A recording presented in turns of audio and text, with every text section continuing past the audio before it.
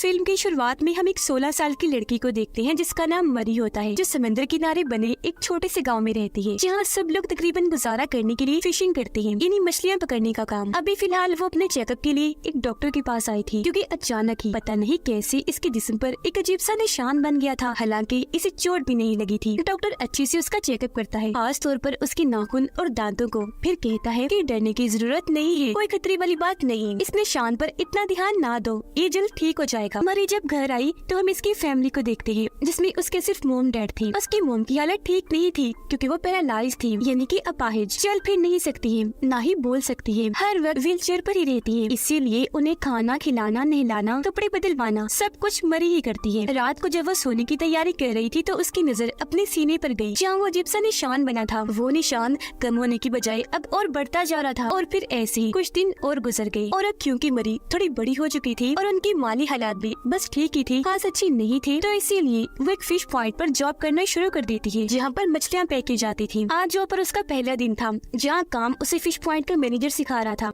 एक बुरा वर्कर जिसे कोई भी अच्छा नहीं समझता था, वो दूर से खड़ा होकर मरी को बड़ी अजीब नजरों से घूरता जा रहा था। यहाँ मरी की नजर एक डिलीवरी बॉय पर गई, जो मछलियाँ हर घर में देने का काम करता था, जिसका नाम डैनियल था। वो भी मरी को देख रहा था। दोनों एक दूसरे को पहले ही नजर में पसंद आ गई थी। अब जब डैनियल मछलियाँ उठाकर जा रहा था तो उस बुरे वर्कर की वजह से वो नीचे गिर गया, जिससे उसकी सारी मछलियाँ भी नीचे गिर जाती है। ये देखकर मरी जल्दी से उसकी मदद करने आई और इस तरह उन दोनों की बात शुरू हो गई। इसके बाद मरी जब खराब मछलियाँ बाहर फेंकने गई तो वो बुरा वर्कर उसी मछलियों वाले कचरे में फेंक देता है, जो पूरी तरह खराब सड़ी मछलियों और पानी से भरा हुआ था। खैर थोड़ी ही देर में मरी वहाँ से बाहर आ गई, जहाँ बाकी वर्कर भी खड़े हुए थे, लेकिन वो हैरान होने की बजाय ऐसे खड़े थे जैसे कोई नॉर्मल चीज हुई हो, और तो और फिर तालियां बजाने लगते हैं, ये कहते हुए कि काम पर पहले दिन सबका वेलकम ऐसे किया जाता है। काम खत्म करने के बाद जब वो घर आई तो देखती है कि आज भी हमारे घर डॉक्टर आए हुए हैं, जो उसकी मॉम को लेकर बड़ी सीरियस बात कर रही थी, और अपने साथ एक फाइल भी लाई होती है, जो अभी उन्होंने हाथ में पकड़ी हुई थी। लेकिन जैसे मरी अंदर आई वो फाइल को अपने बॉक्स में बंद कर लेती है, जैसे वो ये सब कुछ मरी से छुपाना चाहती है। मरी अपने डैड से पूछती है कि क्या हुआ, सब खैरियत है, मॉम ठीक तो है, आज क्यों आई है डॉक्टर। इस पर उसके डैड कहती है वो दरअसल बेटा तुम्हारी मॉम का हाथ थोड़ा सूज गया है, क्योंकि इसे हर रोज इंजेक्शन जो लगाने पड़ते हैं, तो इसका ही चेकअप करने आई है डॉक्टर। जिसके बाद डॉक्टर और उसके डैड उसकी मॉम के हाथ को चेक करने लगे। जिस बीच मौका पाकर मरी वो फाइल चुरा कर ऊपर भाग गई, जो डॉक्टर उससे छुपाने की कोशिश कर रहा था। उस फाइल को चेक करती है, जिसमें से एक्सरे, कुछ लोगों की डिटेल्स वाले कागज और कुछ अजीब तरह की तस्वीरें मिलती हैं, जिसमें बहुत बुरे और गहरे जख्मों के निशान थे। इससे पहले वो कुछ समझ पाती, नीचे से उसके डैड आवाज लगा देते हैं। तब मरी जल्दी से उस फाइल को छुपाकर नीचे आ जाती है। डॉक्टर जा चुका था और उसकी डैड मॉम के हाथ में वो डेली वाला इंजेक्शन लगा रही थी, जिससे उसकी मॉम की हालत ठीक रहती है। रात को जब मरी बर्तन धो रही थी तो उसे अजीब सी आवाज आई। उसने जब चुपके से मॉम डैड के कमरे में देखा तो बड़ा ही अजीब नजारा था। उसके डैड मॉम के पूरे जिस्म पर क्रीम लगाकर शेविंग कर रही थी, यानी बाल उतार रहे थे। जो चीज मरी को अजीब तो लगी, लेकिन वो नजरअंदाज कर देती है, इस सोच के साथ कि जरूर मॉम के बाल बड़े हो गए होंगे। रात को जब वो सो रही थी तो उसे अजीब से सपने आने लगे, जैसे कोई डरावनी सी औरत जो खून से लथपथ है वो उसकी तरफ बढ़ रही है। पर अगली सुबह जब उसकी आँख खुली तो वो इस सपने के बारे में ज्यादा ना सोचकर काम पर चली गई, जहाँ उसकी और डैनियल की बात और बढ़ने लगी। पर जो डैनियल का साथी था वो थोड़ा अजीब था। वो मरी को कहता है कि उसे ज्यादा फ्री होने की कोशिश मत करो। उसकी बात को अनसुनी करके मरी खाना खाने चली गई, जहाँ भी वो बुरा वर्कर उसे तंग करने से बाज नहीं आता। वो मरी के बारे में उल्टी सीधी बातें कह रहा होता है, जिन्हें वो मुसलसल नजरअंदाज कर रही थी। लेकिन जब उस वर्कर ने उसकी मोम के खिलाफ गलत बात की तो मरी से बर्दाश्त नहीं हुई, उसे गुस्सा आ गया। इसीलिए वो ग्लास उठाकर उसके मुंह की तरफ फेंककर मारती है। वो बुरा वर्कर पीछे हट गया, जिससे ग्लास उसके चेहरे पर लगने से बाल बाल बचा। इससे वर्कर को भी गुस्सा आ गया। जाहिर है ऐसे उनकी दुश्मनी और बढ़ गई। लेकिन मरी के इस जवाब पर फिश पॉइंट का मैनेजर काफी खुश नजर आ रहा था। ये अच्छा हुआ, ऐसे इसे मुंह तोड़ जवाब मिलना चाहिए था। अब शाम को मरी जब घर जाने की तैयारी कर रही थी तो तभी वो बुरा वर्कर अपने दोस्त के साथ वहाँ आ गया, मरी से बदला लेने के लिए, क्योंकि इस वक्त वो वहाँ अकेली थी। वो दोनों इसे पकड़ लेते हैं और बेचारे के साथ अजीब सा बर्ताव करने लगे। जबरदस्ती जब उसके साथ छेड़छाड़ कर रही थी तो हम मरी के जिस्म में अजीब सा बदलाव साफ साफ देख पाते हैं, जैसे कि उसकी वेन्स ऊपर उभरना शुरू हो गई थी। फिर नीचे बिठाकर उसका मजाक बनाने के लिए बुरा वर्कर जबरदस्ती उसे कच्ची मछली खिलाने की कोशिश करने लगा, जिससे उस बेचारी को बहुत बुरा लगा। वो रोने लगी। उसे ऐसे देखकर बुरा वर्कर बहुत हंसा और फिर वहाँ से चला जाता है।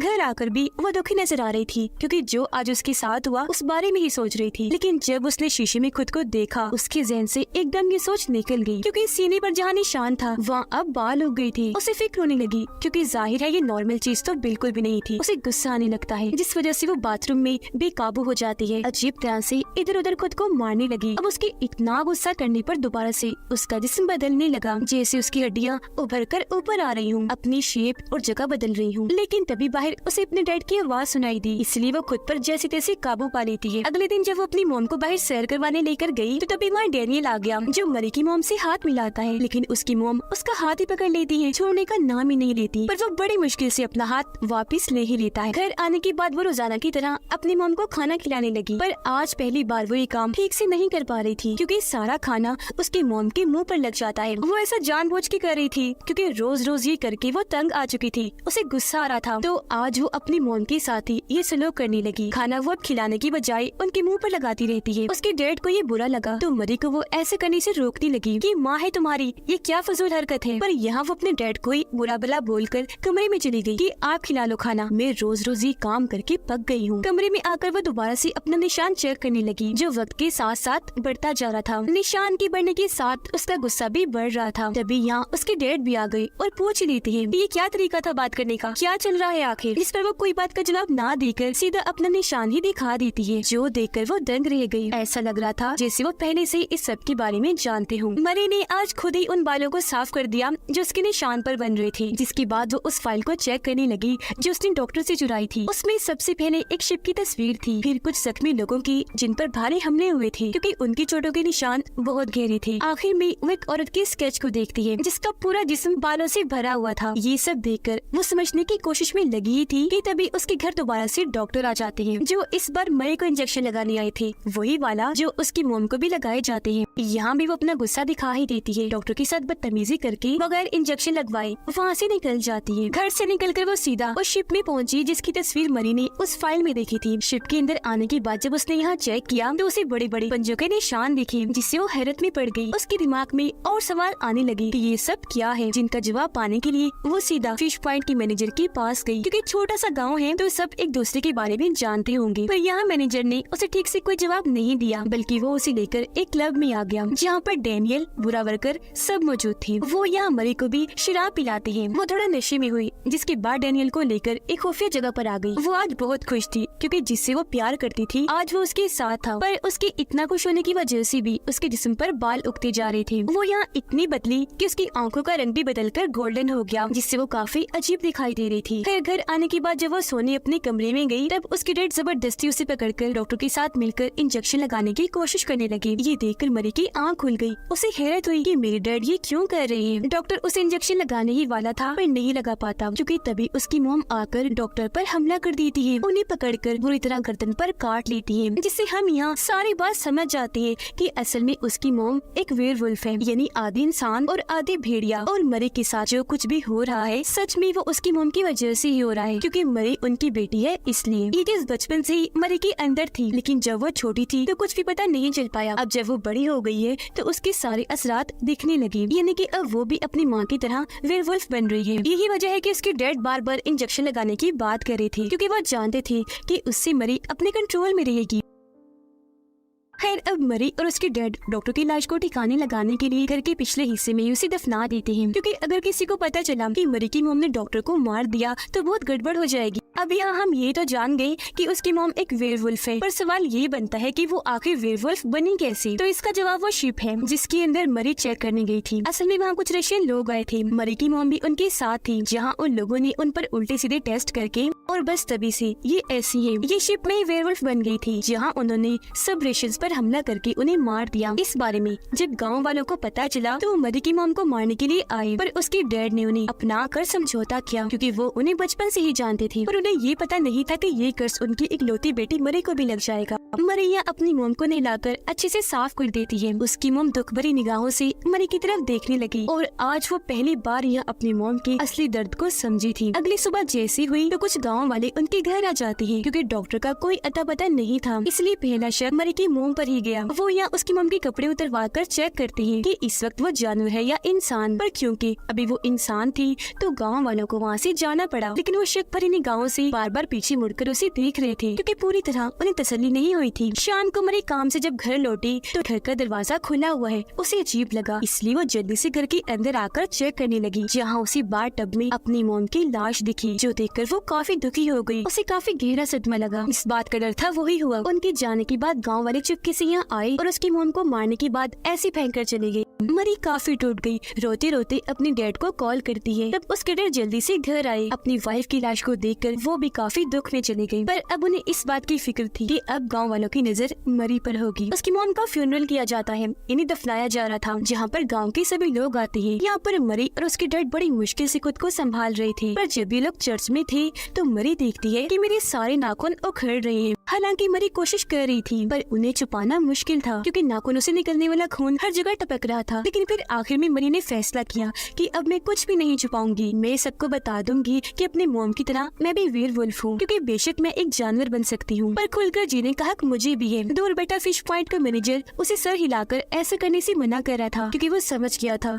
कि मरी के इरादे क्या है, वो क्या करना चाहती है। लेकिन फिर भी मरी ने बारी बारी सबके पास जाकर सबको अपने नाखून दिखा ही दिए, जिस वजह से उसके डैड भी काफी घबरा गई, क्योंकि वो जानती थी कि मौका मिलते ही गाँव वाले इसे भी मार देंगे। इसीलिए वो फ्यूनरल को छोड़कर उसे घर ले आई। समझाने की कोशिश करती है कि खुद पर काबू पाओ और अपनी पहचान को छुपा के रखो कि तुम भी आधे जानवर हो। पर मरी तो कुछ भी समझने को तैयार नहीं थी। उसे गुस्सा आ रहा था, जो वो कांच के गिलास को चबा कर दिखा रही थी। ऐसा करने से उसके मुंह से खून आने लगा। अब यहाँ वो जितना ज्यादा गुस्सा करेगी उतनी ही जल्दी वो जानवर बनेगी, यानी वेयरवुल्फ। अगले दिन वो देखती है कि बाल मेरे माथे पर भी उग रहे हैं, जो उसके डैड ने भी देख लिए थे। इसीलिए वो उसे बाहर जाने से मना कर रही थी, पर वो कहाँ सुनने वाली थी। बाहर चली ही जाती है, क्योंकि उसे आजादी चाहिए, जो ये गाँव वाले उसे नहीं दे सकते। अब जब वो काम पर आई तो हर कोई उसके जिस्म पर उगने वाले बड़े बड़े बालों को साफ साफ देख पा रहा था। अब इस वक्त तो कोई भी उसे कुछ नहीं कहता। लेकिन शाम को जब वो घर जा रही थी तो गांव के बहुत सारे लोग उसके पीछे पड़ जाते हैं। वो भागी और अपनी जान बचाने के लिए मैनेजर के घर जाने की कोशिश करने लगी, पर उसने भी दरवाजा नहीं खोला। वो वहाँ से भाग जाती है, और क्योंकि भागते भागते उसे काफी देर हो गई थी तो अब यहाँ वो काम लेती है अपने गुस्से से। वो आगे बढ़ी जहाँ पर एक लड़का बाइक पर बैठा हुआ था। तब मरी वेयरवुल्फ बनकर झपट कर आई और उस पर हमला कर देती है। फिर उसके गले पर काट कर उसे कच्चा ही खा जाती है। अब ये गाँव वाला और कोई नहीं बल्कि बुरा वर्कर था, जिससे वो समझ गई कि अब मुझे कोई भी नहीं छोड़ेगा, क्योंकि ये हरकत उसने सबके सामने की थी।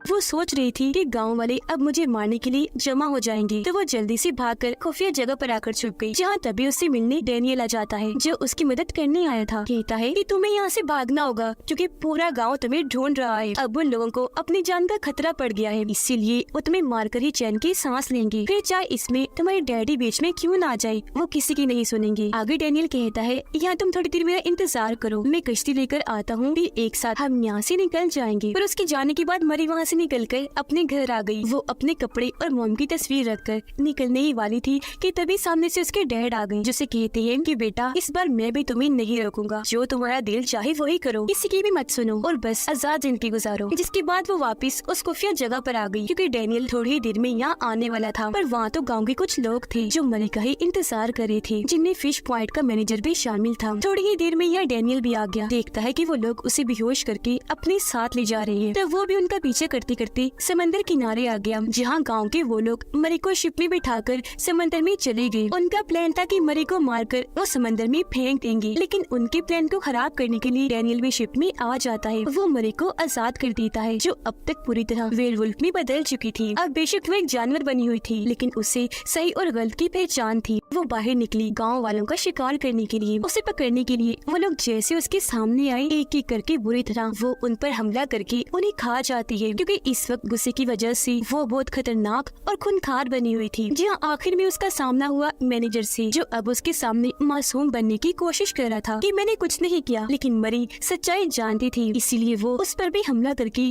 उसे काट कर चीर देती है, और यहाँ उसने सबको मार दिया। डैनियल उसे ऐसा पाकर उसके पास आने से डर रहा था, क्योंकि जब मरी ने पीछे मुड़ के देखा तो वो बहुत डरावनी लग रही थी। पर वो उसे कुछ नहीं कहती, क्योंकि जानती थी कि डैनियल मेरे लिए खतरा नहीं है, बल्कि ये मुझसे प्यार करता है और में इससे, जिससे हम यहाँ समझ पाए कि इसकी तरह इसकी मोम को भी अच्छे बुरे का फर्क था कि कौन मेरे लिए खतरा है और कौन नहीं। बेकसूर लोगों को कुछ नहीं कहना, लेकिन फिर भी इन जालिम इंसानों ने अपने बचाव और सिर्फ डर की बुनियाद पर उस बेचारी को हमेशा पैरालाइज करके रखा। अब ये सब मरी करना तो नहीं चाहती थी, पर अपने बचाव में उसे ऐसा करना पड़ा। उसे दुख था, इसीलिए वो रोने लगती है। तब डैनियल उसे गले से लगाकर हौसला देता है और ये लोग उस शिप को लेकर आगे निकल गए एक नई दुनिया बसाने के लिए। और इसी के साथ इस फिल्म की कहानी इधर ही खत्म हो जाती है।